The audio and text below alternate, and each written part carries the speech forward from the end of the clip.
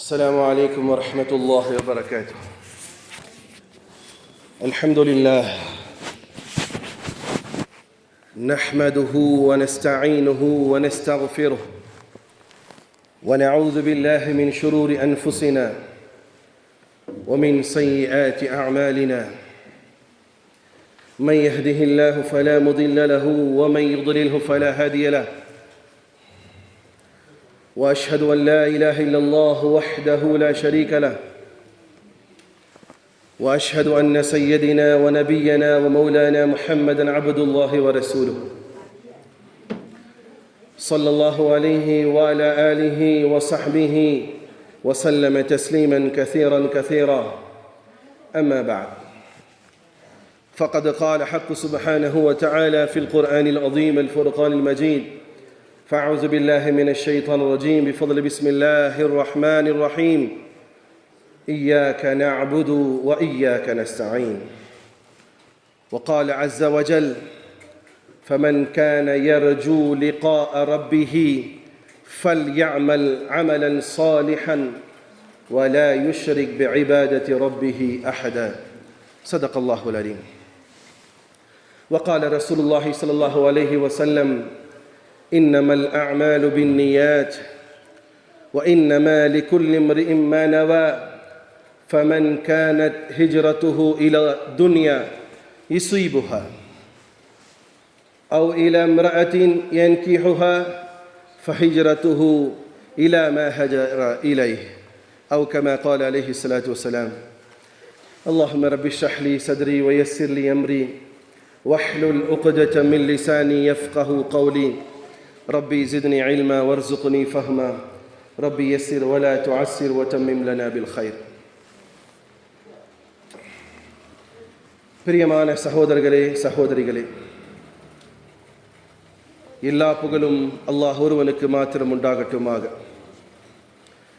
சாந்தியும் சமாதானமும் இவ்வுலகை சத்தியத்தின் பால் ஈர்த்த உத்தம நபி ஸல்லல்லாஹு அலைஹி வஸல்லம் அவர்கள் மீதும், அன்னாரின் குடும்பத்தாரின் மீதும், அவர்களை முற்றிலுமாக அடிபடிந்து நடந்த சத்திய தோழர்கள் சஹாபாக்கள் மீதும், இங்கு அமர்ந்திருக்கக்கூடிய உங்கள் மீதும், என் மீதும், உலகத்தில் வாழக்கூடிய அத்துணை மக்கள் மீதும் அல்லாஹுடைய சாந்தியும் சமாதானமும் என்றென்றும் நின்று நிலவட்டுமாக.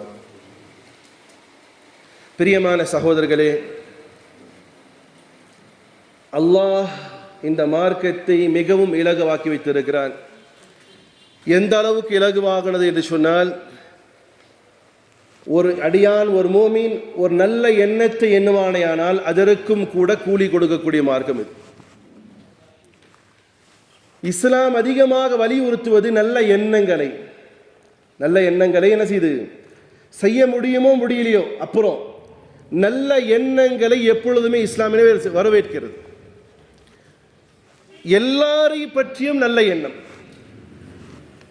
தன்னை பற்றியும் நல்ல எண்ணம், தான் எப்பொழுதுமே நல்லவனாகவே நல்ல அமல்கள் செய்வதுடைய விஷயத்திலே நல்ல எண்ணம் வைப்பதை இஸ்லாம் ஊக்குவிக்கிறது. அதனால தான் புகாரியினுடைய ஃபர்ஸ்ட் ஹதீஸே இன்னமல் அமாலு பின்னியாத். நிச்சயமாக உங்களுடைய எண்ணத்தை பொறுத்து தான் உங்களுடைய செயல்பாடுகள். அதனால தான் தமிழில் சொல்லுவாங்க, என்ன போல் வாழ்க்கை? எண்ணம் போல் வாழ். இது யாருடையது? அது ஹதீஸ். எண்ணம் போல் வாழ். குறிப்பாக இன்றைக்கு இந்த தலைப்பெடுப்பதற்கான காரணம், ஏறத்தாழ 50,000 பேர் ஹஜ்ஜுக்கான அப்ளிகேஷன் கொடுத்து 40,000 பேருக்கு ஹஜ்ஜினுடைய வாய்ப்பு கிடைக்கப்பெறவில்லை என்ற செய்தி உள்ளபடியே வருத்தத்தை அளிப்பதை பார்க்கிறோம். இது அவர்களுக்கு மாத்திரமல்ல, எத்தனையோ நபர்கள் நல்ல காரியங்களை செய்யலாம் என்று எண்ணி அது முடியாத பொழுது ரொம்ப வருத்தப்படுவதை பார்க்க முடியும். வருத்தப்படுறத உதாரணத்துக்கு ஒருத்தர் நினைப்பார், ஏன் சொத்துல வரக்கூடிய பங்குல நான் ஒரு மஸ்ஜிதை கட்டுறேன்னு நினைச்சிருப்பாரு. விற்கிறதுக்கு போயிருப்பார், பணமும் அட்வான்ஸ் வாங்கியிருப்பார். அப்புறம் தான் தெரியும் தாத்தா வேற ஆளுக்கு பேர்ல எழுதி வச்சிருக்காருண்டு. தாத்தாவுக்கு இன்னொரு மனைவி இருந்திருக்கு, அந்த மனைவி பேர்ல இருக்கு. உதாரணத்துக்கு சொல்றேன், போச்சா? இவர் என்ன எண்ணி வச்சிருந்தாரு? என்னத்தான் எண்ணி வச்சிருந்தாரு? விற்கிற சொத்துல என்ன செய்வேன்? அல்லாஹுடைய மஸ்ஜிதுக்கு ஒரு மஸ்ஜிது கட்டி கொடுப்பேன். இப்போ இவருடைய எண்ணம் இப்போ என்ன? இவரோட பள்ளிவாசலுக்கு தரலாம்னு இருந்தேன். அல்லது ஒரு சகோதரன், அப்படி பெரும்பாலும் இல்லை, ஆனாலும் இப்போ அது உருவாகி நம்புகிறேன். முதல் சம்பளம் வாங்கியதுமே என் பிள்ளை அல்லது முதல் சம்பளம் வாங்கிய நான் அதிலே பாதி அல்லாஹுடைய வீட்டிற்கு ஃபர்ஸ்ட் சம்பளத்தை கொண்டு போய் கொடுப்பேன். எத்தனை எங்க கொடுத்துருக்கீங்க? கொடுத்தாலும் தான் கை தூக்கும் பார்க்குறேன். இல்லை, சரி, இனிமேல் இன்ஷா அல்லாஹ் அல்லாஹ் அந்த சோதனை கபூல் செய்யட்டும். என்னுடைய ரப்புக்காக நான் செய்வேன். அப்படி நியத்து வச்சிருந்தார். ஆனால் எதிர்பாராத விதமாக குடும்பத்தில் ஏதோ தேவை வந்துருச்சு, சொந்தக்காரங்க விபத்தில் அடிபட்டாங்க, அந்த சம்பளத்தை முழுசாக அவர் அங்கே கொடுத்துட்டாரு. இப்போ இவருக்கு என்ன நினைப்பு வரும்? அல்லாஹ்காண்டி கொடுக்கலான் இருந்தேன், போச்சு, கை விட்டுருச்சு. இந்த சகோதரன் கவலைப்பட வேண்டியதே கிடையாது. காரணம் என்ன தெரியுமா? இவருடைய எண்ணத்தை தான் அல்லாஹ் பார்க்கிறார். இவருடைய எண்ணத்தை தான். அதனால தான் எப்போவுமே நல்ல எண்ணம் வைக்கணும். இந்த கெட்ட எண்ணம் பிடிச்சவன் எல்லாம் இருக்கான் பாருங்களேன், அவன் பீடை பிடிச்சவன். யாருக்காவது செய்யணும், யாருக்காவது கெடுதி செய்யணும், யார் பொழப்பாவது கெடுக்கணும், யாரையாவது துரோகம் பண்ணணும், யாருக்காவது லாஸ் ஆக்கணும். இவன் தானே லாஸ் ஆகிடுவான். நல்லா இருக்கணும், இவருக்கு சூப்பராக வியாபாரம் இருக்கணும், இவரும் நல்லா இருக்கணும், இவரும் வீடு கட்டணும், இவரும் வாங்கணும், இவர் நல்லா இருந்துகிட்டே இருப்பார். எண்ணம் நல்லா வச்சுருந்தா உலகமும் நல்லா இருக்கும், ஆகிரத்தும் நல்லா இருக்கும். எண்ணம் கெட்டு போச்சுன்னா இவரும் கெட்டு போயிடுவார். அதனால தான் இஸ்லாம் என்ன செய்யுதுன்னு சொன்னால் நியத். அந்த நியத்தினுடைய அடிப்படை விஷயங்களை பெருசாக நீண்ட பேசணும்னா நேரம் பத்தாது. அந்த நியத்தை சரி செய்யக்கூடிய ஒரு எண்ணத்திலே பிரதிபலிக்கக்கூடியதற்காக தான் அல்லாஹ் கற்றுக் கொடுத்தான். நீங்கள் சூரா ஃபாத்திஹால ஓதும்போது என்ன சொல்வீங்க? இய்யாக நஅபுது வ இய்யாக நஸ்தஈன். இது எண்ணத்தினுடைய வெளிப்பாடாக இருக்கணும். இய்யாக நஅபுது வ இய்யாக நஸ்தஈன் வாயில சொல்றாரு, ஆனால் இவர் வியாபாரத்தவனை. அதுக்கு அர்த்தம் என்னது? இய்யாக நஅபுது வ இய்யா, உன்னையே வணங்குகிறேன், உன்னிடமே உதவி தேடுகிறேன். இந்த வாயில, இது சொன்ன வாயில, இய்யாக நஅபுது வ இய்யாக நஸ்தஈன் சொன்ன வாயில வேற ஒருவரை வணங்குகிறார். வேற ஒருவரை, அது யாராக இருக்கட்டும், அது அவுலியாக்களாகவே இருக்கட்டும், நபிமார்களாகவே இருக்கட்டும், அங்கே போய் அவரை வணங்குகிறார். இந்த வாய் என்ன செஞ்சிருக்கு? பொய் சொல்லியிருக்கு. வையாக நஸ்தஈன், உன்னிடமே உதவி தேடுவேன்னு சொல்லிட்டு உலகத்தில் இருக்கிற எல்லா பேர்ட்டையும் போய் என்ன செய்யறான்? உதவி தேடுறான்.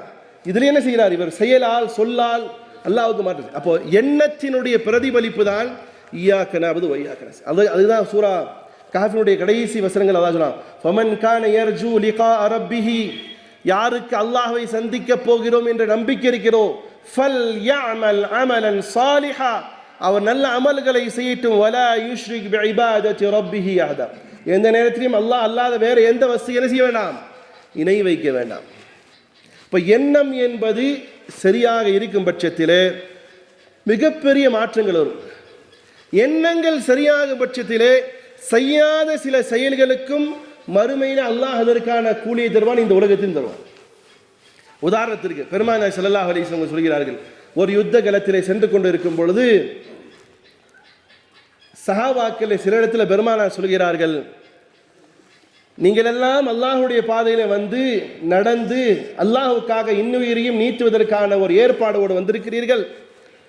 ஆனால் சிலர் மதீனாவிலே உங்களோடு வர முடியாதவர்களாக இருக்கிறார்கள். ஆனாலும் கூட அவர்கள் நீங்கள் பெறக்கூடிய அத்துணை நன்மைகளிலும் அவர்களுக்கு பங்கு உண்டு.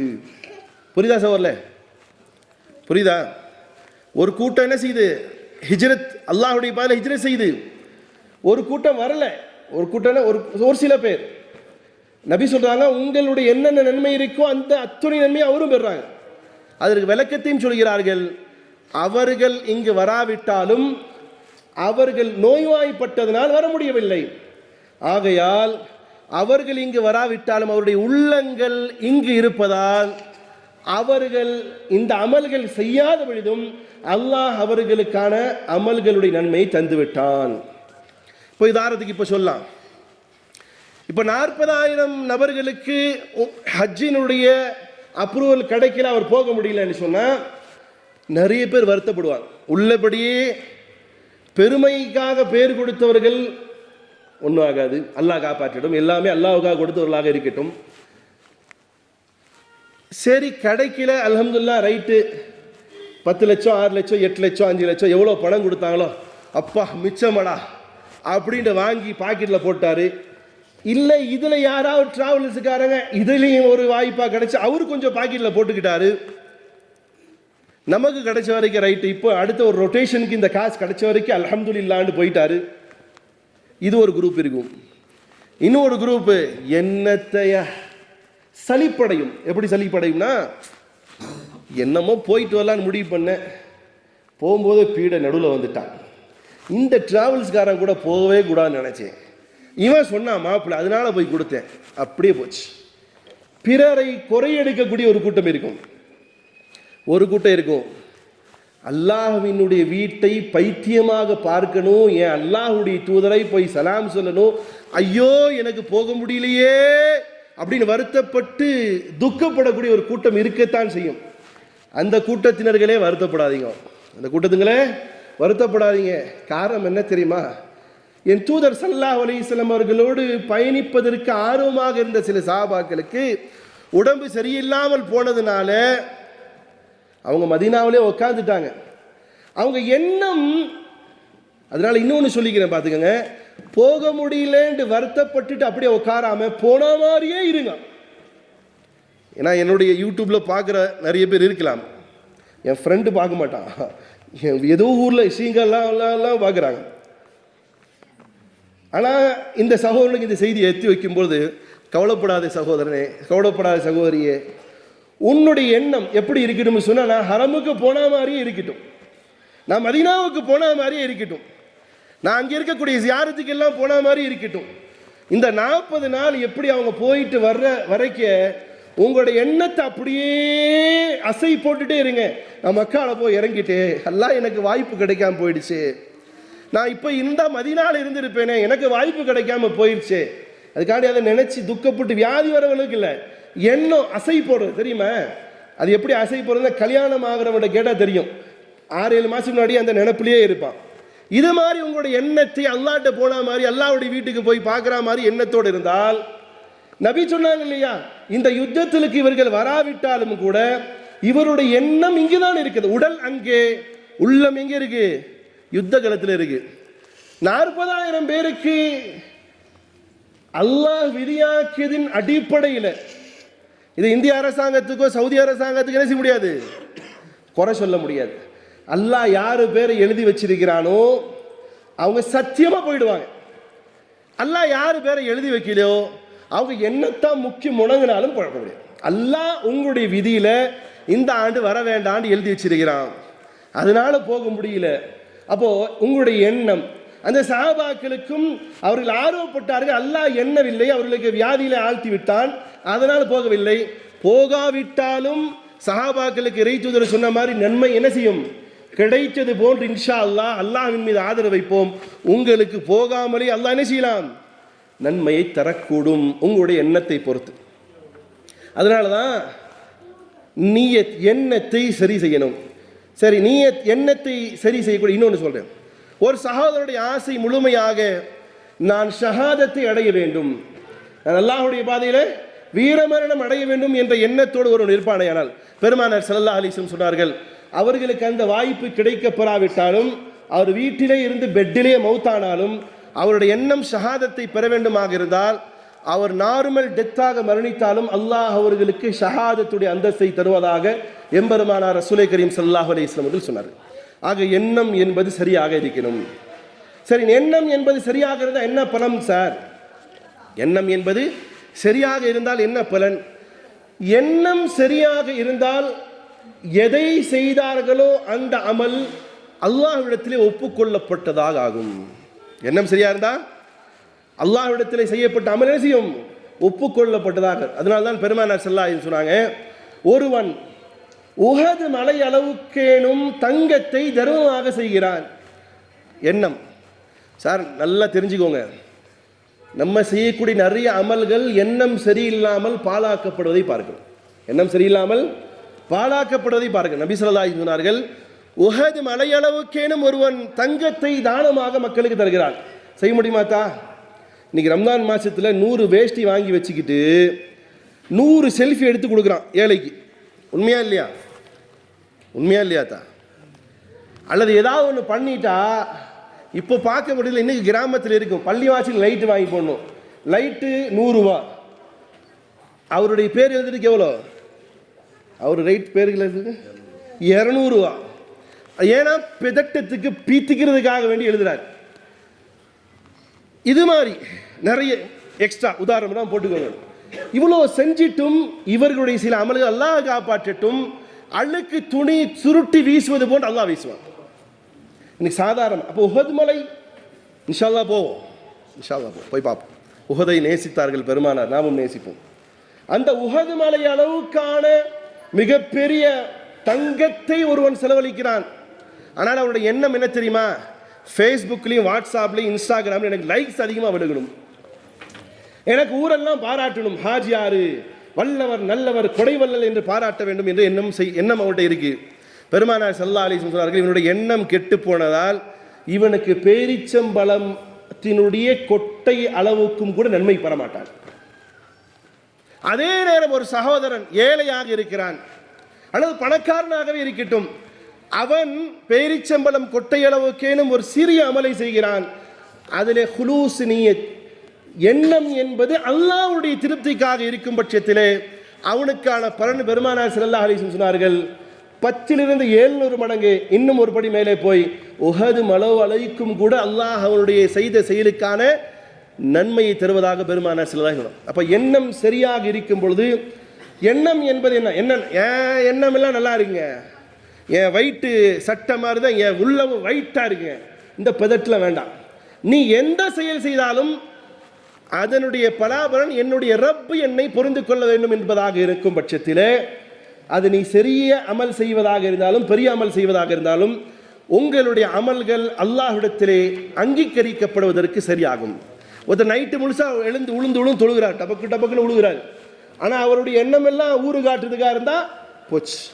அப்போ உள்ள தூய்மையோடு செய்யக்கூடிய செயல் அது அல்லாஹ்விடத்தில் அங்கீகரிக்கப்படும். ரெண்டாவது, எண்ணம் சுத்தமாக இருக்கும் பட்சத்திலே, அல்லாஹ்வுடைய பொருத்தத்திற்காக இருக்கும் பட்சத்திலே, சகோதரர்களே, அவன் சில சமயங்களிலே பொதுவாக செய்யக்கூடிய சில அமல்கள் செயல்கள் செய்யும் பொழுதும் கூட அல்லாஹ் அவனுக்கு பெரிய நன்மை தருவான். அன்றாடம் செய்யக்கூடிய, தூங்குறீங்களா இல்லையா? எல்லாம் தூங்குனீங்களா இல்லையா? நீ காலையில் ஃபஜ்ர் தொழுகாம தூங்குனீங்களா? மாஷா அல்லாஹ், ஃபஜ்ர் தொழுகாம தூங்குனீங்களா? எல்லாம் நைட் தூங்குனீங்க இல்லையா? சில பேர் இந்த தூக்கத்தில் நன்மை பெறுவாங்க. அதான் எண்ணத்தை பொறுத்து. பெருமானார் ஸல்லல்லாஹு அலைஹி வஸல்லம் சொன்னார்கள், ஒரு சகோதரன் தூங்குவதற்கு முன்னால் உது செய்துவிட்டு அவன் எண்ணுகிறான், யா அல்லாஹ் நான் தஹஜ்ஜத் தொழுகணும், யா அல்லாஹ் நான் தஹஜ்ஜத் தொழுகணுங்கிற எண்ணத்தோடு தூங்குறான். அப்படி தூங்கிய சகோதரன் தஹஜ்ஜத்துக்கு எந்திரிக்க முடியல. தஹஜ்ஜத்துக்கு இடமில்லாதவங்க கீழே போங்க, நின்று கத்திட்டு இருக்க வேணாம். தஹஜ்ஜத் தொழுக முடியல, தூங்கிட்டாரு. ஃபஜருக்கு எந்திரிச்சிட்டார். நம்மளால தஹஜ்ஜத் நியத் செஞ்சுட்டு 4 மணிக்கு 8 மணிக்கு எந்திரிச்சு உட்காருவார். சுப்ஹானல்லாஹ். இது இல்லை, அவர் குறைஞ்சபட்சம் ஃபஜருக்காக எந்திரிச்சிட்டார். பெருமானார் ஸல்லல்லாஹு அலைஹி வஸல்லம் சொல்கிறார்கள், குத்திப லஹு மா நவா. இவருடைய எண்ணம் இருக்கு பாருங்க. தூங்குறது எல்லா பையனும் தூங்குறாங்க தானே, எல்லாரும் தூங்குறாங்க தானே சார். அவரும் தூங்குனாரு. என்ன செஞ்சாருன்னா, நான் இன்ஷா அல்லாஹ் அல்லாஹ் என்ன எழுப்பிரு, நான் தஹஜ்ஜத் தொழுகணுங்கிற எண்ணம். ஆனால் அவரும் தூங்கிட்டார், எல்லாம் தூங்கிட்டாங்க. இவர் எந்திரிச்சு ஃபஜர் தொழுகிறார். மற்ற ஆள்லாம் மையத்து மாதிரி தூங்கிட்டே இருந்தாங்க. கேட்டால் ரொம்ப குளிருதுன்னாங்க, கேட்டால் ரொம்ப டயர்டுன்னாங்க, கேட்டால் ரொம்ப பிஸினாங்க, கேட்டால் அலாரம் ஆஃப் பண்ணிட்டு தூங்கிட்டேனாங்க. ஆனால் இவரும் தூங்கிட்டாரு, ஃபஜருக்கு எந்திரிச்சிட்டாரு. பெருமானார் ஸல்லல்லாஹு அலைஹி சொன்னாங்க, குத்திப லஹு மா நவா. அவர் என்ன எண்ணத்தின் அடிப்படையில் தூங்கினாரோ அதற்கான நன்மை அவர் பெற்றுவிட்டார். என்னது? தஹஜ்ஜத்துடைய நன்மை என்ன செய்தாரு? அப்போ இனிமேல் என்ன செய்வோம்? தூங்குறதுக்கு முன்னாடி அவர் தஹஜ்ஜத்துக்கு தான் நியத் செஞ்சார். நம்ம என்ன செஞ்சுக்கலாம்? ஃபஜரும் தொழுதுருவோண்டு நியத் செஞ்சுட்டு படுத்துட்டு அடிக்கிற அலாரத்தை ஆஃப் பண்ணிட்டு. ஏன்னா இவர் ஆஃப் பண்ணலைங்க, யாரும் ஆஃப் பண்ணல, இந்த அப்துல் ரஹ்மான் பாய் ஆஃப் பண்ணல, இவர் ஷைத்தான் ஆஃப் பண்ண. அப்படி வச்சுக்கலாமா? அப்போ அப்துல் ரஹ்மான் பாய் அலாரம் வைக்கும்போது வேற அப்துல் ரஹ்மான் பாயா இருந்தார். இப்போ ஷைத்தான் பிடிச்சி அப்துல் ரஹ்மான் பாய் ஆகிட்டாருன்னு வச்சுக்கோமே, ஏன் அவரை குறை சொல்லுவானே. ஆஃப் பண்ணிட்டு தூங்கிட்டார். அப்போ என்ன நியத் செஞ்சுக்கோ? இன்னிலேருந்து காலைல ஃபஜரும் எந்திரிச்சிருவே நீ செஞ்சுக்கோ. அப்போது என்ன செய்யணும்? அலாரம் அடிக்கும்போது ஆஃப் பண்ணி தூங்கிடும். அப்போ அது கிடைக்குமா? இந்த ஃபீலிங்ஸ் இருக்குல்ல அதுதான் அல்லாஹ் என்ன செய்கிறான். நீங்கள் ஒரே ஒரு நாள் ஃபஜர் விட்டுட்டேமேன்னு சொல்லிட்டு வருத்தப்பட்டு தூங்கிடுங்க. அலாரம் என்ன, அதுக்கு அப்போ அலாரம் அடித்து எழுப்பும். எண்ணத்தை உள்ளம் தூய்மையாக இருக்கும் பட்சத்தில் அல்லாஹ் அவருக்கு என்ன செய்கிறான்? தஹஜ்ஜுடைய நன்மை தருகிறான். பெருமான அடுத்து சொல்றாங்க, கிஃப்டாக அல்லாஹ் தூக்கத்தையும் கொடுத்து விட்டான். கிஃப்டாக அல்லாஹ் என்ன செஞ்சிட்டான்? தூக்கத்தையும் கொடுத்து விட்டான் என்பதாக ரசூலை கரீம் ஸல்லல்லாஹு அலைஹி வஸல்லம். அதனால் பிரியமான சகோதரர்களே, நல்ல எண்ணம் இருக்கும்போது சராசரியாக எல்லாரும் செய்யக்கூடிய செயல்பாடுகளுக்கும் கூட அல்லாஹ் மிகப்பெரிய நன்மை தருவதாக நாம் எண்ணம் சரியாக இருக்கும் பட்சத்திலே கிடைப்பதை பார்க்கிறோம். அதே மாதிரி பொண்டாட்டி பிள்ளைன்னு வந்துட்டா செலவழிக்கிறது கட்டாய கடமையா இல்லையா? இல்லாட்டி மாமனார் வந்துடுவார், ஏன்னா துப்பு கட்டவன உனக்கு போய் பொண்ணு கொடுத்தேனே நான் இல்லையா? ஆனால் எல்லாருமே மனைவி மக்கள் வந்தால் சோறு ட்ரெஸ் எல்லாம் கொடுக்கணும். ஆனால் ஒரு சகோதரன் எண்ணுகிறான், என்னது யாழ்லா என்ன மனைவி கொடுத்துட்டேன், எனக்கு பிள்ளையும் கொடுத்துட்டேன், யாழ்லா இவர்களுக்கு நான் செலவழிப்பதை எல்லாம் உன்னுடைய பொருத்தத்திற்காக செலவழிக்கிறேன். என் மனைவி ட்ரெஸ் கேட்குறா, இவளுக்கு வாங்கி கொடுத்தாதான் முசீபத் பிடிச்ச வாயை மூடுவா, இந்த பிடிச்சி தொலை அப்படின்னு கொடுக்குறார் ஒருத்தர். ஒருத்தர் என்ன செய்கிறார், எடுத்துக்கணும், யாழ்லா என் மனைவி ஆசையாக கேட்கிறார், இந்த பிடி யாழ்லா நான் உன் திருப்திக்காக என் மனைவி கொடுக்குறேன். இவருக்கு அவருக்கு வித்தியாசம் இருக்கா இல்லையா? இருக்கா இல்லையா தா? இப்போ இந்த எண்ணம் மறுமையிலே அவருடைய எண்ணம் தூய்மையாக இருந்து அவர் பிள்ளையை படிக்க வைக்கிறார். எண்ணத்தையே படித்து தொலைட்டும் போ அப்படின்னு. இன்னும் படிக்கும்போது சொல்கிற அன்பர், யாழ்லா இல்மை நாஃபி, என் பிள்ளைக்கு பயன் தரக்கூடிய கல்வியை தான். யாழ்லா என் பிள்ளைய படித்து உன்னுடைய மார்க்கத்தை பாதுகாக்கக்கூடியவனாக வரணும், அதுக்காக நான் படிக்க வைக்கிறேன். யாழ்லா அந்த ஃபீஸ் கட்ட போகிறேன், இதை நீ ஒப்புக்கொள், இவனை நல்ல சிறந்த சிந்தனையாளனாக. இதோட எண்ணத்தை போய் கொடுக்குறார்.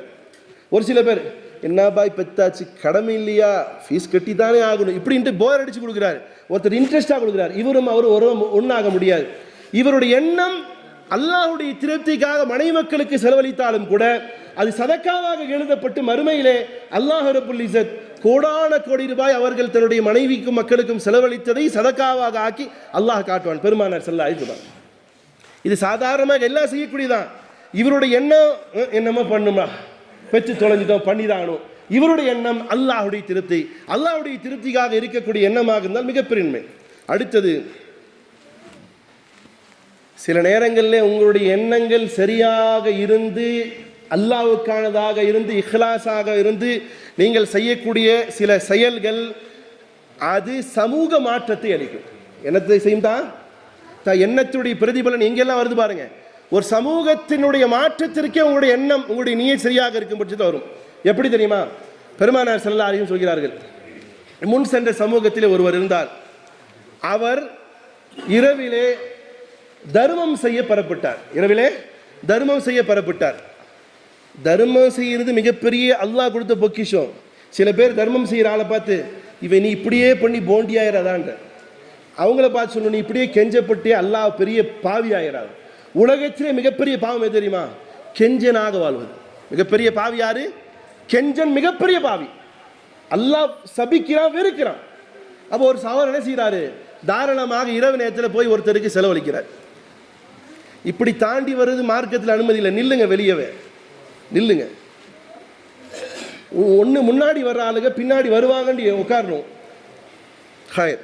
இப்போ இவருடைய எண்ணம் சரியாக இருந்ததனால் இப்போ என்ன ஆகுதுன்னு சொன்னால், இரவில் போய் ஒருத்தருக்கு தர்மம் செய்கிறார். பைட்ஜா வஹீம் பைட்ஜா தர்மம் சரியாக, இவருடைய எண்ணம் தர்மம் செய்யணும் அல்லாஹ்வுடைய பொறுத்ததுக்காக கொடுக்குறார். இரவில் ஒரு பெண்ணை காணுகிறார், தர்மம் செய்கிறார். தர்மம் செஞ்சுட்டு காலையில் எந்திரிச்சு தெருவில் பேசிட்டு இருக்காங்க. யாரோ ஒரு ஆளாம இருந்து ஒரு விபச்சாரிக்கு காசு கொடுத்துருக்கிறாரு. விபச்சாரிக்கு காசு கொடுத்துருக்காரு. என்ன கெட்டப்ப, என்ன மூளை இல்லாத பேர், அதான் அங்கங்கே போய் சம்பாரிச்சிக்க முடியல.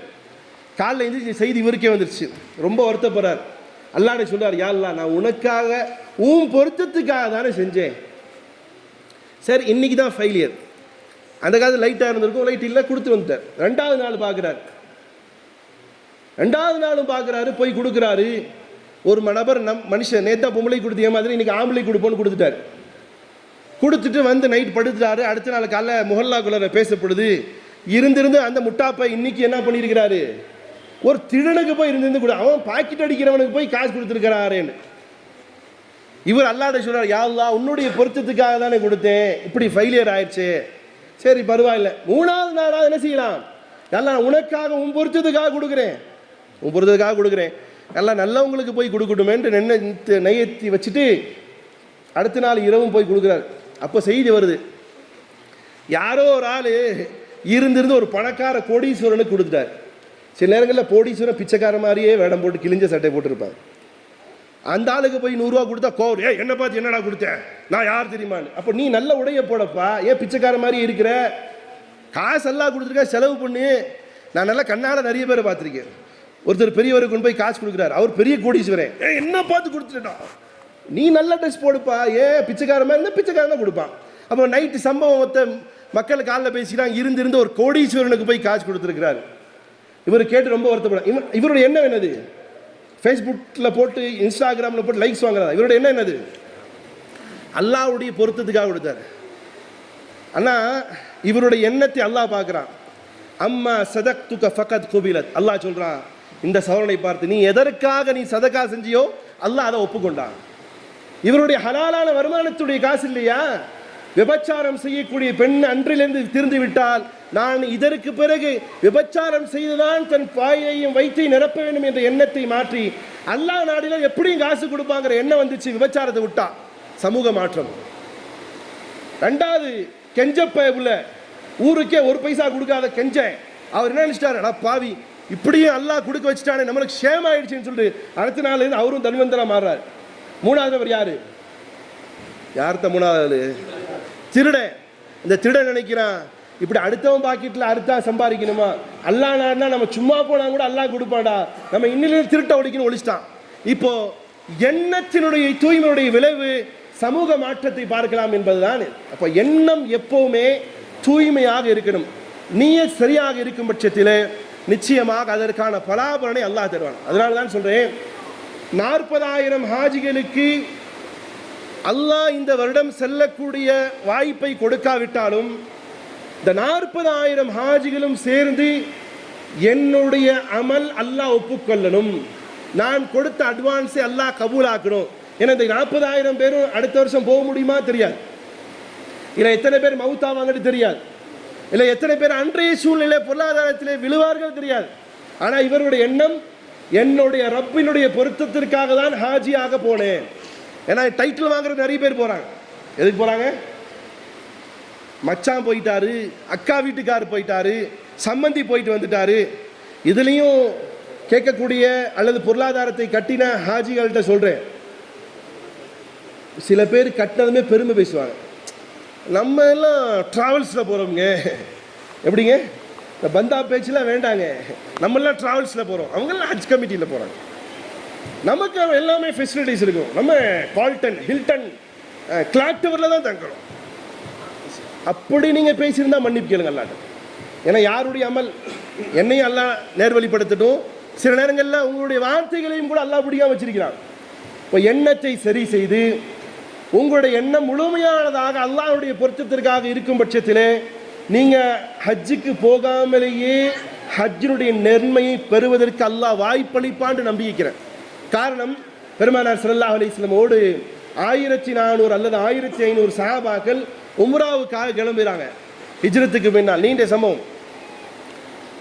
என்ன இதுதான் இவங்களுக்கு நிறைய பேர் கிடைக்கலங்கிற அந்த செய்தி வந்ததுமே முன்னாடி ஹுதைபியாவுடைய ஒப்பந்தம் தான் கண்ணுக்கு வருது. அல்லது அதற்கு இன்னொரு பேர் சொல்லுவாங்க, ஹுதைபியாவுடைய ஒப்பந்தம், இன்னொன்று பைஅத்துர் ரிஸ்வான், ரிஸ்வானுடைய அந்த சம்பவம் தான் நினைப்பது. என்ன, சஹாபாக்கள் 1400 அல்லது 1500 பேரோட பெருமானார் ஸல்லல்லாஹு அலைஹி வஸல்லம் மக்காவுக்கு போகிறாங்க. போகும்பொழுது ஹுதைபியாவுடைய இடம் வருது. அப்படி ஹுதைபியாவுடைய இடம் வரும் பொழுது பெருமானார் ஸல்லல்லாஹு அலைஹி வஸல்லம் சொல்கிறாங்க, இப்போ நம்ம போகிறது அவங்க யுத்தத்திற்குன்னு தவறான எண்ணம் வந்துடக்கூடாது, அதனால நம்முடைய செய்தியை மெசேஞ்சராக உஸ்மான் ரலியல்லாஹு தஆலா அனுப்பலான்னு சொல்லிட்டு பெருமானார் ஸல்லல்லாஹு உஸ்மான் ரலியல்லாஹு அனுப்பி வைக்கிறாங்க உள்ள மக்காவுக்கு. புரியுதாத்தா? நபி ஸல்லல்லாஹு அலைஹி வஸல்லம் அவங்களும் சஹாபாக்களே செய்றாங்க. ஒரு நாள் உம்ராவுக்காக கிளம்புறாங்க. எங்கிருந்தா மதீனாவிலிருந்து மக்காவுக்கு போகிறாங்க. உள்ளே போகும்பொழுது என்ன எண்ணம்னு சொன்னால் உம்ரா செஞ்சுட்டு வரணுண்டு. ஆனால் என்ன செய்யப்படுதுன்னா, ஹுதைபியாவுடைய இடத்துல நின்றுட்டு எல்லாத்தையும் அனுப்பி வைக்கிறாங்க. உஸ்மான் ரலியல்லாஹு, நாங்கள் சண்டைக்கு வரலப்பா, நாங்கள் உம்ரா செய்ய வந்திருக்கோம், எங்களுக்கு பர்மிஷன் கொடுங்க. அதனுடைய தூதராக உஸ்மான் ரலியல்லாஹு போகிறாங்க. உஸ்மான் ரலியல்லாஹு அதனோட போயிட்டு இந்த செய்தியை சொன்னாங்க, நாங்கள் சண்டை போட வரல, யுத்தம் புரிய வரல, நாங்கள் வந்த நோக்கம் உம்ரா செய்கிறதுக்கு. ஆனால் உஸ்மான் ரலியல்லாஹு அதோட அப்படி தள்ளுறாங்க, இன்னும் 2 நாள் பர்மிஷன் தரோம், ஒரு நாள் ஆகட்டும், ஊர் தலைவர்களாக வரட்டும், அப்படி இப்படின்னு சொல்லிட்டு மழுப்புறாங்க. 2 நாள் ஆயிடுச்சு. 2 நாள் ஆனதுக்கு பின்னாடி செய்தி எப்படி பரவுதுன்னா, உஸ்மான் ரலியல்லாஹு தஆலா அவர்களை மக்கத்து குஃபார்கள் கொலை செய்து விட்டார்கள் செய்தி வருது. சஹாபாக்களுக்கு மத்தியிலே இது மிகப்பெரிய கொந்தளிப்பு ஏற்பட்டுச்சு. சஹாபாக்களுக்கு இடத்த நபி ஸல்லல்லாஹு அலைஹி வஸல்லம் பைஅத் செய்கிறாங்க. நீண்ட சம்பவம். எல்லா 1400 சஹாபாக்களும் நபி ஸல்லல்லாஹு அலைஹி வஸல்லம் கைகளின் மீது கைகள் வைத்து பைஅத் செய்கிறாங்க. உஸ்மான் ரலியல்லாஹு தஆலா திரும்ப வராவிட்டால் நாங்கள் என்ன செய்வோம், எங்களுடைய உயிரை கொடுத்து எங்களுடைய உயிரை எங்கே மாய்ப்போம், மக்காவாசி இடத்துல பழி தீர்த்துக் கொள்வோங்கிறாங்க. இப்போ இந்த பையத் நடக்குது. பையத் நடக்கும் பொழுது அங்கே உஸ்மான் ரலியல்லாஹு தஆலா கூட்டு போய் மக்காவாசிங்கெல்லாம் உட்காந்து பேசுகிறாங்க. நீங்கள் வந்துட்டீங்க, காபத்துல்லாவுக்கு போங்க, உம்ரா செய்யுங்க, தவாஃப் செய்யுங்க, சை செய்யுங்க, நீங்கள் வந்த வாய்ப்பை பயன்படுத்திட்டு போங்க. உஸ்மான் ரலியல்லாஹு சொன்னாங்க, அப்படியெல்லாம் பண்ண முடியாது, அப்படியெல்லாம் பண்ண முடியாது. நபி என் கூட வராத வரைக்கும் நான் என்ன செய்ய முடியாது, உம்ரா செய்ய மாட்டேன். இப்போ செய்தி பொய்யேண்டு வந்துருச்சு. பையத் செய்திருந்தாங்க. பையத் செய்ததற்கு பிறகு அந்த சுஹைல் இப்னு அம்ருங்கிற மக்காவாதிகளுடைய பிரதிநிதியாக வந்தவர் வருகிறார். வந்துட்டு சொல்றார், பெருமானார் ஸல்லல்லாஹு அலைஹி வஸல்லம், இந்த வருஷம் நீங்கள் உம்ரா செய்ய முடியாது. இந்த வருஷம் அந்த கவலை யாருக்கு தெரியுமா தெரியும்? இப்போ உம்ரா ஹஜ்ஜுக்கு எழுதி போட்டாங்க பாருங்க. உண்மையிலேயே அல்லாஹ்வின் மீது காதல் வைத்து ஹஜ்ஜுக்கு போகணும்னு நினைச்சாங்க பாருங்க. அவங்களுக்கு என்ன வருத்தம் வருமோ அதை விட பன்மடங்கு யாருக்கு வருத்தம் வரும்? யாருக்கு தான் வந்திருக்கும்? பெருமானா. ஏன்னா பிறந்த ஊர் என் ஊரில் வர்றதுக்கு எனக்கு அனுமதி இல்லையா அப்படின்னு பெருமானா வருத்தப்படுறாங்க. சஹாபாக்கள் கொந்தளிக்கிறாங்க. எப்படி விடுறது? உமர் ரலியல்லாஹு கொந்தளிச்சுக்கார். யார சொல்லா சொல்லுங்க, சண்டை போடலாம். நபி ஸல்லல்லாஹு அலைஹி ஒன்றும் சொல்ல, அமைதியா இருங்க உமரே. நிபந்தனைகளை போடுறாங்க. எப்படி நிபந்தனை தெரியுமா? ஃபர்ஸ்ட் வந்ததுமே சுஹைல் சொல்கிறார். சுஹைலை பார்த்து பெருமானார் ஸல்லல்லாஹு அலைஹி வஸல்லம் சொன்னாங்க, சுஹைல் வந்து விட்டார், இனிமேல் சஹல் தான், எல்லாம் ஈஸியாகிட்டு. நல்ல வார்த்தைகளை பேசியும் கூட சுஹைல் ஃபர்ஸ்ட் கண்டிஷன் வைக்கிறாரு, இந்த வருடம் நீங்கள் உம்ராவுக்கு வந்தது இது சரியானதல்ல, நீங்கள் திரும்பி போகணும், அடுத்த வருஷம் வேணா வாங்க, நாங்கள்லாம் நீங்கள் வந்து 3 நாள் ஊரை காலி பண்ணிட்டு வெளியே போயிடும். First condition. ரெண்டாவது கண்டிஷன் சொன்னார், 10 வருடம் வரைக்கும் நமக்கும் உங்களுக்கு மத்தியில் யுத்தம் நடக்காது. மூணாவது இப்படி நிறைய கண்டிஷன் போறாரு. அதில் ஒரு கண்டிஷன் என்ன போறாரு சொன்னா, எங்கால் மக்காலிருந்து யார் உங்ககிட்ட மதீனாவுக்கு வந்தாலும் அவங்கள ரிட்டர்ன் பண்ணிடணும். எங்கால் யார் வந்தாலும் மக்காலிருந்து மதீனாவுக்கு வந்தால் ரிட்டர்ன் பண்ணிடணும். அதே மாதிரி மதீனாவிலிருந்து யார் வந்தாலும் நாங்கள் வச்சுக்கோம், ரிட்டர்ன்லாம் பண்ண மாட்டோம். இப்படி கண்டிஷன்லாம் போட்டுட்டு இந்த உடன்படிக்கை எழுதுங்கன்னு சொல்றாரு. பெருமானார் ஸல்லல்லாஹு அலைஹி அலி ரலியல்லாஹு தஆலா கூப்பிட்டு சொல்றாங்க, பிஸ்மில்லாஹிர் ரஹ்மானிர் ரஹீம் எழுதுங்கன்னு. அலி ரலியல்லாஹு பிஸ்மில்லாஹிர் ரஹ்மானிர் ரஹீம் எழுதுறாங்க. இந்த உடன்படிக்கையினுடைய கடிதம் பெருமானார் இடத்துல இருந்து எழுதப்படுகிறது என்பதற்காக மின் ஜானிபி முஹம்மத் ரசூலுல்லாஹி ஸல்லல்லாஹு அலைஹி எழுதுறார். இப்போ மக்காலிருந்து வந்த சுஹைல் கேட்கிறார், என்ன எழுதியிருக்கிறீங்க? இது என்ன பிஸ்மில்லாஹிர் ரஹ்மானிர் ரஹீம்? இந்த ரஹ்மான் ரஹீம் யாருன்னு எனக்கு தெரியாது. என்ன சொல்றான்? ரஹ்மான் ரஹீம் யாருன்னு எனக்கு தெரியாது. நீங்க என்ன செய்யுங்க, எங்களுக்கு அல்லாண்டு ஒருவன் இருக்கான்னு தெரியும், அதனால பிஸ்மிக் அல்லான்னு எழுதுங்க. அப்போ கூட அவங்க கூட அல்லாண்டு பேர் எழுதணும். நம்மால் 7, 8, 6 போட்டுக்கிறான். நம்மால் என்ன செய்யறான்? எப்பா நல்லா தெரிஞ்சுக்கோங்க, 7, 8, 6 போற கூட்டமே மக்கால இருக்கக்கூடியவங்க கூட பிஸ்மில்லா பிஸ்மிக் அல்லான்னு சொல்ல எழுதி வச்சான். நம்மால் அதை ஷார்ட் பண்ணி மென்டல் மாதிரி 7, 8, 6 எழுதி வைக்கிறான். சரி, பிஸ்மிக் அல்லாண்டு எழுத சொன்னான். எழுத சொன்னதுக்கு பிறகு அப்புறம் இது என்ன முஹம்மது ரசூலுல்லாண்டு கேட்குறான். முகமது ரசூலா எதுக்கு எழுதிருக்கீங்க? ஆமாம் அல்லாஹ்வுடைய தூதர். நாங்கள் முகம்மது என்பவர் அல்லாஹ்வுடைய தூதர் என்று அக்செப்ட் பண்ணிட்டு அவங்க கூட எதுக்கே சண்டை போடுறோம்? நாங்கள் முகம்மதை ரசூலுல்லாஹி ஸல்லல்லாஹு அலைஹி வஸல்லம் அவர்களை நபியாக அங்கீகரிக்கிறோம், அதனால தான் அவங்க கூட சண்டை, அதனால ஊர் விட்டு வெளியே விரட்டி விட்டோம். அப்படிலாம் எழுத முடியாது. முஹம்மத் இப்னு அப்துல்லான்னு எழுது, முகமது இப்னு அப்துல்லான்னு எழுது. முகம்மது அல்லாஹ்வுடைய அடியார்னு வேணா எழுதிக்கொண்டாங்க. உடனே எழுதுறாங்க. அலி ரலியல்லாஹு வருத்தப்பட்டாங்க, யார சொல்ல இந்த முகம்மது ரசூல்லா எழுதுனதை அழிக்கிறதுக்கு எனக்கு மனசு வரல. நபி சொல்றாங்க, எங்க இருக்கு எழுதப்பட்டிருக்கு காட்டுங்க, நான் அழிக்கிறேனார். எங்க எழுதப்பட்டிருக்குன்னு அழிக்கினா என்ன அர்த்தம்? என்ன அர்த்தம்? எழுத படிக்க தெரியாத நபி. அப்ப என்ன செய்யறாங்க? அழிக்க சொல்றாங்க. அழிச்சிட்டாங்க. நபி தன்னுடைய கையால் அழிக்கிறாங்க. அழிச்சதுக்கு பின்னாடி சட்டங்களை போடுறாங்க. என்னென்ன சட்டம் போடுறாங்க இதெல்லாம் சொன்னது நிறைய இருக்கு, நேரம் பத்தாது. அப்போ முஹம்மது ரசூலுல்லாஹ்ங்கற எழுதிட்டு முஹம்மது இப்னு அப்துல்லான்னு எழுதுனதுக்கு பிறகு இந்த சட்டங்கள் எல்லாம் ஷராயித்துக்கு எல்லாம் எழுதி கையெழுத்து போட சொல்றாங்க. இப்போ உமர் ரலியல்லாஹு அன்ஹு கோவம் வருது. நபி ஸல்லல்லாஹு அலைஹி வஸல்லம் போய் கேட்குறாங்க, யா ரசூலுல்லாஹ் நீங்கள் அல்லாஹ்வுடைய தூதரா இல்லையான்னு கேட்குறாங்க. என்ன கேட்டாங்க? நவுதுபில்லாஹ். என்ன கேட்குறாங்க? அதாவது வேட்கையினுடைய உச்சகட்டம், நீங்கள் அல்லாஹ்வுடைய தூதர் தானே யா ரசூலுல்லாஹ், அப்படி இருக்க இந்த நாரப்ப பிள்ளைகிட்ட எதுக்கு நீங்கள் பயப்படணும், வாங்க யுத்தம் புரியலாம் கேட்குறாங்க. நபி ஸல்லல்லாஹு அலைஹி வஸல்லம் அந்த கோவத்தில் இருந்த உமர் ரலியல்லாஹு அன்ஹு கூட சிரிச்சுட்டே பதில் சொன்னாங்க, இது அல்லாஹ்வுடைய உத்தரவு. என்ன சொன்னாங்க? இது அல்லாஹ்வுடைய உத்தரவு. நேராக அவருக்கு உமர் ரலியல்லாஹு தாங்க முடியல. யார் அபூபக்கர் சித்திக் எல்லாம் போனாங்க. உமர் அபூபக்கரை என்ன இப்படி இவனுக்கு இப்படியெல்லாம் எழுதுறானுங்க அப்படின்னு சொல்லும் பொழுது அபூபக்கர் சித்திக் தான் அல்லாஹ்வுடைய தூதர் என்ன விஷயத்தில் சொன்னாங்களோ அதை கட்டுப்பட்டு இருப்பது தானுங்க. ஏன்னா சபருடைய பொறுமையோட உச்சகட்டம். போக முடியாது, என் ஊர் என் வீடு உள்ள இருக்கு, போகணும்னு அனுமதி கொடுக்க நீ யாரான்னு கேட்குற அளவுக்கான ஃபோர்ஸ் வருது. ஆனாலும் நபி சொன்னாங்கிற பொறுமையில் இருந்தாங்க. என் காசு இருக்கு, பணம் இருக்கு, போகணும் மக்காவுக்கு. அல்லா நாடலையே, இங்கே சஹாபாக்களுக்கு அல்லா நாடலையே, போகல, விட்டுட்டாங்க. என்ன எழுதுறானா, இங்கே இருக்கிற ஆளு அங்கே வந்து விடக்கூடாது சொல்லிட்டு இருக்கும் போதே சுஹைலுடைய மகன் ஓடி வரார். அவருடைய பேர் நல்ல சாபி அபு ஜுந்தல். கயிறுகள் கட்டப்பட்டு விலங்கிடப்பட்டவர்களாக விலங்குகளோடு ஓடி வந்து நிற்கிறாரு. நபிக்கு அங்கேயும் சோதனை. என்ன தெரியுமா, யார சொல்ல நான் வந்துட்டு என்னை வச்சுக்கோங்கன்ட்டு. சுஹைல் சொல்றார், இப்போதான் உடன்படிக்கை பண்ணியிருக்கோம், எங்கால் உங்கள்கிட்ட வந்தால் என்ன செய்யக்கூடாது, எங்கால் உங்கள்கிட்ட வந்தா திருப்பி அனுப்பி இப்படி தான் எழுதணும். ஃபர்ஸ்ட் என்ன அக்செப்டா இல்லையா? நபி ஸல்லல்லாஹு அலைஹி வஸல்லம் சுஹைல்கிட்ட கெஞ்சுறாங்க. யார்கிட்ட? சுஹைலை எனக்காக விட்டுட. அதெல்லாம் கிடையாது, எழுதுனதான் உடனே முடியாது. என்ன சொல்றீங்க? நபி ஸல்லல்லாஹு பொறுமையாக இருந்தார்கள். சஹாபாக்களையும் பொறுமைப்படுத்தினாங்க, மொட்டடிச்சாங்க, கொண்டு வந்த பிரயாணியில் அறுத்தாங்க. என்ன ஆச்சு? அல்லாஹ் ரப்புல் இஸ்ஸத் அவர்களை எவ்வளோ அழகாக புரிந்து கொண்டான்னு சொன்னா, லக்கத் ரலியல்லாஹு அனில் முஃமினீன், நிச்சயமாக அந்த மூமீன்களை அல்லாஹ் புரிந்து கொண்டான். என்ன செஞ்சாங்க அந்த மூமீன்கள்லாம்? கை மேல கை வச்சு பய செஞ்சாங்க இல்லையா? அந்த மூமீன்களை பார்த்து அல்லாஹ் சொல்ற, லக்கத் ரலியல்லாஹு அனில் முஃமினீன், அந்த மூமீன்களை பார்த்து அல்லாஹ் சொல்கிறான், நான் புரிந்து கொண்டேன். இது யுபாயியூனக தஹ்த ஷஜரா, எந்த மூமின்கள் மரத்துக்கு அடியிலே தன் கையின் மீது கை வைத்து தன் சகோதரனுடைய இழப்பு என்பது ஒட்டுமொத்த சகோதரனுடைய இழப்பாக கருதி எதையும் செய்வோம் என்று பைய செய்தார்களோ அந்த பையத்தை அல்லாஹ் முழுமையாக புரிந்து கொண்டான். அல்லாஹுக்கு தெரியும் அவங்களுடைய உள்ளத்தில் என்ன இருந்துச்சு. அதே வார்த்தை இங்கே சொல்றேன். 40,000 ஹாஜிகள் என்ன எண்ணத்தோடு இருந்தீங்கன்னு அல்லாஹ் தெரியும். உங்களுடைய எண்ணம் தூய்மையாக அல்லாஹ்வுடைய வீட்டை காண வேண்டும், பேருக்கு பெருமைக்கு ஹாஜிங்கிற பட்டத்துக்கு இல்லை, என்னுடைய ரப்பியுடைய திருப்திக்காக இது ஹஜ்ஜாக இருக்கணும் என்ற எண்ணத்தோடு இருந்தால் அல்லாஹ் உங்களுடைய எண்ணத்தை தெரியுமா, நீங்க ஹஜ்ஜு செய்த நன்மை கொடுப்பான். அதே மாதிரி தான் ஃபாலிமா ஃபீ குலூபிஹிம் ஃபஅன்ஸல ஸக்கீனத அலைஹிம், அல்லாஹ் சொல்றான் அவருடைய உள்ளத்தில் அல்லாஹ் சக்கீனத்தை போட்டான்.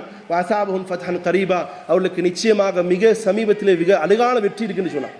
அதனால பிரியமான சகோதரர்களே, நீங்களும் நானும் செய்யக்கூடிய அது ஒரு பேரிச்சம்பழத்தினுடைய சதக்காவாகட்டும், அல்லது உங்களுடைய குடும்பத்தினுடைய எல்லா சொத்துக்களையும் செலவழிக்கக்கூடிய சதக்காவாகட்டும், அல்லாஹுடைய வீட்டிற்கு செல்லக்கூடிய அது நன்மையாக இருக்கட்டும், நீங்கள் செய்யக்கூடிய தொழுகையில் 2 ரக்காத் தொழுகையாகட்டும், அல்லது இரவில் நின்று 20 ரக்காத் தொழுகையாகட்டும், அல்லது 8 ரக்காத் தொழுகையாகட்டும், அல்லது நீங்கள் செய்யக்கூடிய எந்த ஒரு சிரிப்பாகட்டும், ஒரு செயலாகட்டும், கல்லை தட்டிவிடுவதாக இருக்கட்டும், எடுப்பதாக இருக்கட்டும், எண்ணம் அல்லாஹ்வுடைய பொருத்தத்திற்காக இருந்தால் இந்த உலகத்திலும் மறுமையிலும் அதற்கான பலாபலனை நீங்கள் செய்யாவிட்டாலும் பெறுவீர்கள்.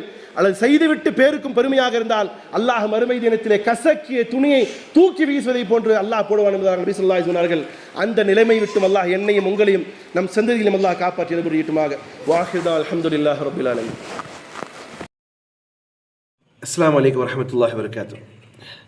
இந்த 2025 தனியார் நிறுவனங்களில் பதிவு செஞ்சு இருந்து போக முடியலையேண்டு யாரெல்லாம் போக முடியாதவங்களாக இருக்கிறீங்களோ வருத்தப்படாதீங்க. யாரை மேலேயும் குறையும் எடுக்காதீங்க. அவங்க இது செஞ்சுருந்தா இதாக இருக்கும், இவங்க இது செஞ்சுருந்தா இதாக இருக்கும், அல்லது அப்படி நிறைய குறைகள் அதெல்லாம் வேண்டாம். அல்லாஹ் நாடலை, அதனால் போக முடியல. அல்லாஹ் நாடி இருந்தால் கண்டிப்பாக போகும். வல் கதிரி ஹைரிஹி வ ஷர்ரிஹி மினல்லாஹி தஆலா. நமக்கு ஏற்படக்கூடிய எல்லா நலவுகளும், நமக்கு ஏற்படக்கூடிய எல்லா தீமைகளும் அல்லாஹ்வின் புறத்திலிருந்து. இது ஈமானிய அடிப்படை.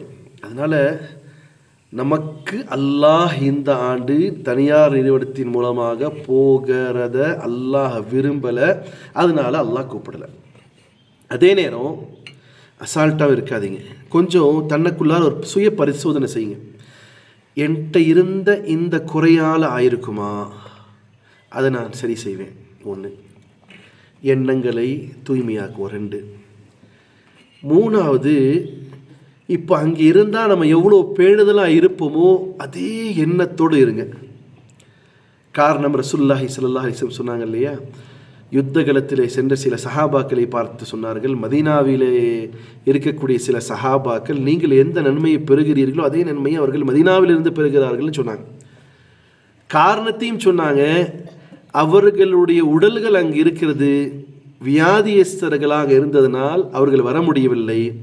உள்ளங்கள் எல்லாம் இங்குதான் இருக்கிறது. ஆகையால் அவர்கள் உங்களோடு இல்லாவிட்டாலும் நீங்கள் பெறக்கூடிய எல்லா நன்மைகளும் அவர்கள் பெறுவார்கள் என்று சொன்னார்கள். அதனால் மிஸ் பண்ணிட்டோம், அல்லாஹ் நாடலை. ஆனாலும் நான் அங்கே இருந்தால் எப்படி இருப்பேனோ, ஒரு இபாதத் செய்வேனோ, அதிகமாக அல்லாஹ்வுடைய ஜிக்ர் செய்வேனோ, தல்பியா சொல்லுவேனோ, நபியின் மீது ஸலவாத் சொல்லுவேனோ, தர்மம் செய்வேனோ, கரெக்டாக ஃபன்சுலாக தொழுவேனோ, அதே மாதிரி நான் இங்கேயும் அந்த ஹஜ்ஜுக்கு டேட் அறிவிக்கப்பட்டு திரும்ப மக்கள் வர்ற வரைக்கும் நான் என்னுடைய உள்ளமெல்லாம் மக்காவிலையும் மதினாலையும் இருக்கிறது என்ற எண்ணத்தோடு இருப்பீர்களானால் இன்ஷா அல்லாஹ் நாடினால் நீங்கள் செல்லாமலேயே உங்களுக்கு சென்ற நன்மை அல்லாஹ் தரக்கூடும், உங்களுடைய எண்ணத்தை பொறுத்து. ரெண்டாவது, ஒன்றும் பெரிய வருத்தம் இல்லை. இன்ஷா அல்லாஹ் ஹஜ்ஜுடைய காலம் முடிஞ்சதுமே நம்ம எல்லாம் சேர்ந்து உம்ராவுக்கு போயிட்டு வருவோம். வாய்ப்பு இருந்தால் உங்களுக்கு பிரியமான யார்கிட்ட நீங்கள் பதிவு செஞ்சீங்களோ அவங்க கூட போங்க. இல்லாட்டி நம்மளோட அல்மீம் டூர்ஸ் அண்ட் ட்ராவல்ஸ் மூலமாக வாங்க. எந்த வாக்குறுதியும் தரமாட்டோம். உணவோ இருப்பிடமோ எது கிடைக்குதோ அல்லாஹுடைய இபாதத்துக்காக மட்டுமே ஃபஸ்ட்டு ப்ரிஃபரன்ஸ் கொடுத்து வர விரும்பக்கூடியவர்கள் இன்ஷா அல்லாஹ் நம்ம கூட வாங்க. அல்லாஹ் இழந்ததை பெறக்கூடியதாகும். அடுத்த ஆண்டு முதன்மை வரிசைகளே நீங்கள் செல்லக்கூடியவர்களாகும். அல்லாஹ் உங்களுடைய வருத்தத்தை நன்மைகளாக, நிறைய ஹஜ்ஜி செய்த நன்மைகளாக அல்லாஹ் உங்களுக்கு தரட்டுமாக. அஸ்ஸலாமு அலைக்கும் வரஹ்மத்துல்லாஹி வபரகாத்துஹு.